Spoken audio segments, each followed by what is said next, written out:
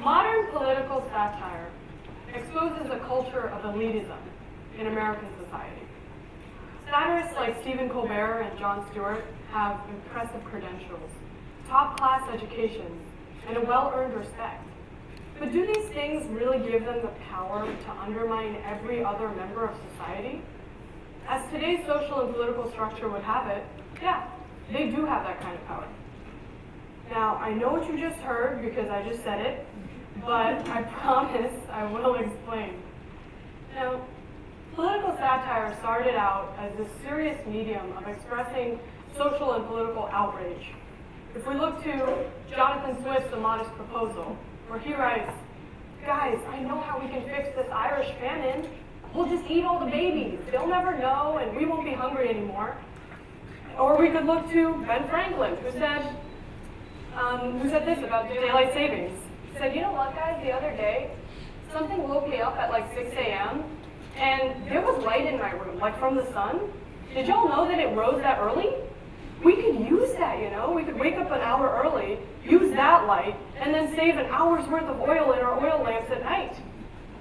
Now, Jonathan Swift wasn't suggesting that we eat our children, and Ben Franklin wasn't accusing anybody of sleeping in, but they got their point across in a way that worked. That's the kind of power that political satire has. Today's version of political satire is a more relaxed, comedy-based medium for everyday news.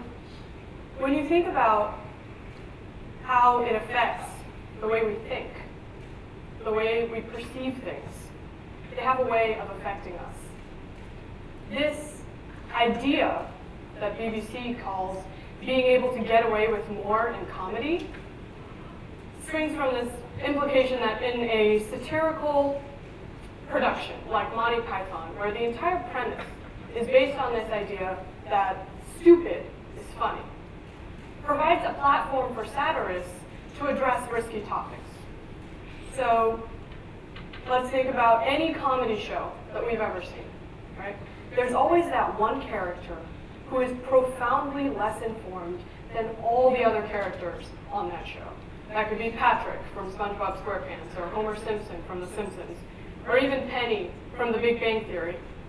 Now, whether that character is a couple doctorate degrees short of the others on the show, or chooses to be uninformed, they are uninformed.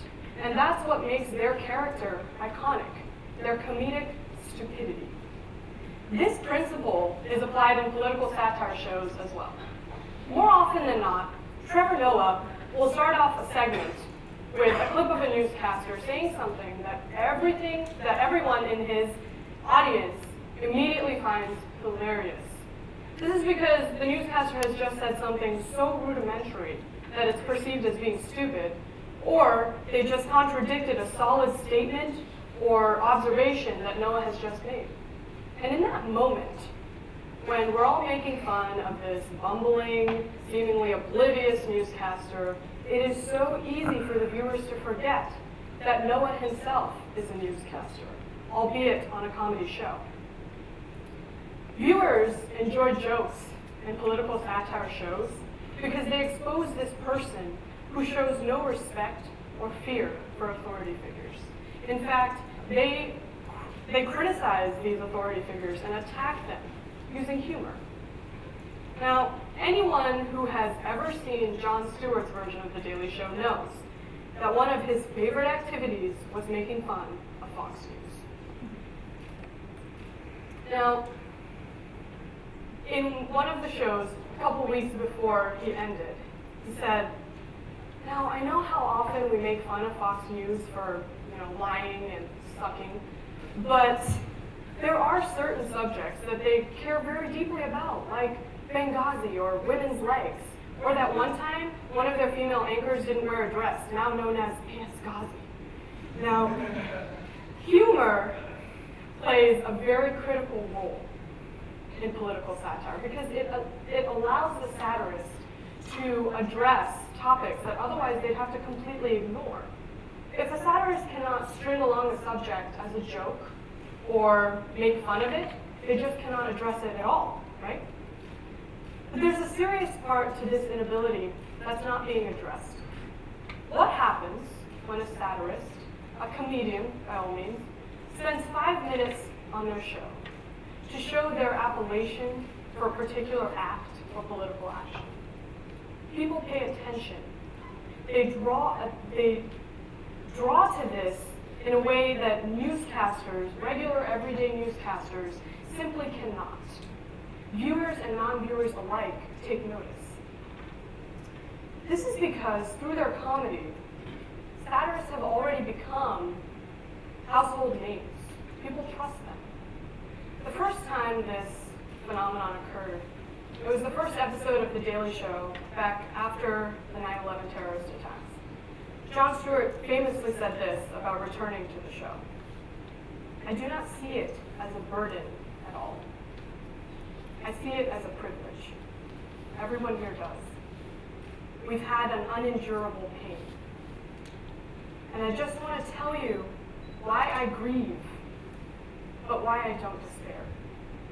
The view from my apartment was the World Trade Center, and now it's gone. This symbol of American ingenuity and strength and labor and imagination and commerce, and it's gone. But you want to know what the view is now? The Statue of Liberty. The view from the south of Manhattan is the Statue of Liberty. You can't beat that. Jon Stewart cried on national television that day, but we were all crying. The whole country was grieving, and that day we saw ourselves in this man who had always made us laugh and forget about how gruesome the world is. And that day we trusted him more than we ever had in the past. We trusted his humanity because we got to see him when he wasn't being a satirist. More of us knew his name, more of us watched his show, and that's the power that satirists have, even when they're not acting out of that position. Now, this occurred again in the release of the grand jury decisions for the Eric Garner and Michael Brown cases.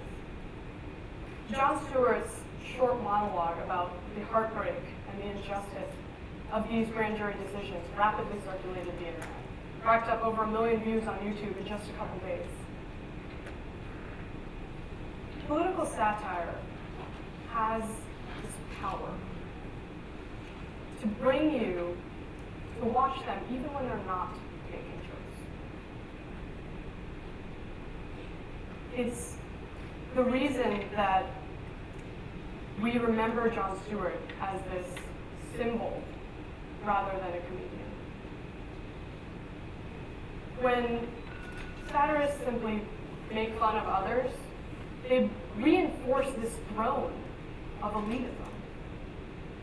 And by doing so, they project themselves as being above everyone else, especially the common people. But it's those same common people who are going back and watching their shows day after day. As a satirist sees himself in this light, he begins to inherently associate himself with the same kind of control and authority that they constantly criticize. Now, in giving just these few satirists, a handful of satirists, this kind of power, there's a lot of weight on them. And though they rarely use this voice to address these harsh or difficult situations, they regularly project it in the form of comedy. So this begs the question of not only whether they should be allowed that kind of power, but how it is that they're able to stay in these positions where they can make fun of virtually anyone. Politicians, newscasters, the common people, you name it. Previously, satirists identified with the common people. They acted as a voice against overly powerful bureaucracy. Today, there is only one voice. And that voice is the voice of the satirist himself. That is what political satire has become. Now, when we take a step back from all of this, you see that this sense of elitism exists outside of the scope of political satire, in the fundamental makeup of the American legislative system. This country prides itself on a foundation of democracy. Our children read and reread the words, "we the people," but at the end of the day, it is not the people, as individuals or even collectively, whose votes are accounted for in the election of our nation's leader. It is a class of highly decorated servants of the country, grandiosely deemed the Electoral College. So in making fun of the idiot common person, the satirist is simply bringing to light this deep-rooted belief that the people are idiots, which is the reason the Electoral College even exists. Now, it is projected by our society onto our young that some people are above others. Some people are smarter than others. Some are wealthier than others. And that these differences have a potential to create humor. Satirists feed on that innate belief that if one is above another, then that other person's actions are immediately worthless, stupid, and hilarious. Now, at the beginning of this talk, satire was described as this thing that was a critical lens on the government's actions or lack thereof. And it had morphed into a purely comic outlet. But that's not true. Today, satire is that singular voice. It is not that voice of the people anymore.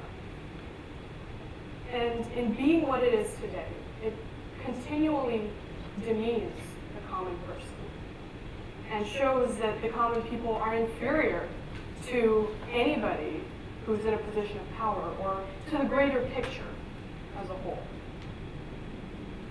And behind all of this, on top of all of this, it's masked behind this clever trick called comedy. So this Monday night, when Trevor Noah makes us all laugh our butts off, let's just remember that the joke is on us. Thank you.